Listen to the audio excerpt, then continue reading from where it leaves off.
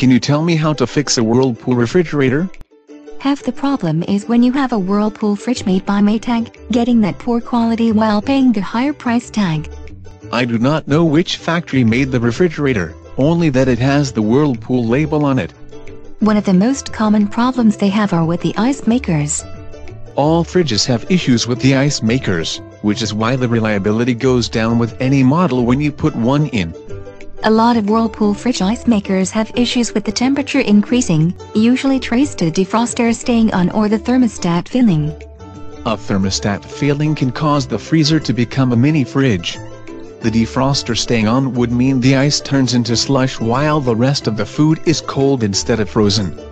In the bottom freezer models, you're just as likely to have the water accumulate on the bottom, creating a layer of ice with the defroster stuck on underneath.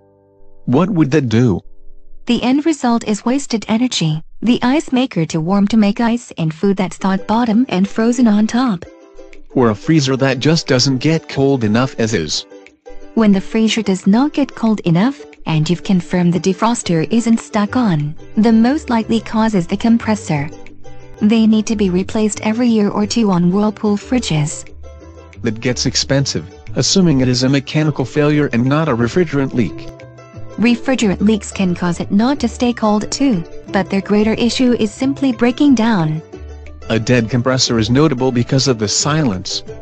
A refrigerant leak is harder to identify because you cannot see it.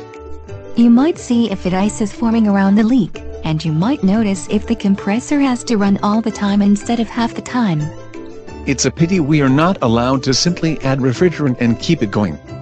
Considering the FDA and EPA ban freon in asthma inhalers because of fear of global warming, I'm certain they do not want people recharging refrigerants to refill a leaking unit knowing it will continue to leak. So they want the leak fixed. You have to pay around $100 for any diagnostic check with a Whirlpool fridge. And that's not covered by the warranty. A new compressor or evaporator might be, depending on how old the unit is.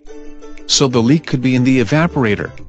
Or the evaporator might have stopped working, though you'd hear gurgling and pinging if the refrigerant leaked from that is ran. If in doubt, replace parts until it works. Or you decide to get a new fridge.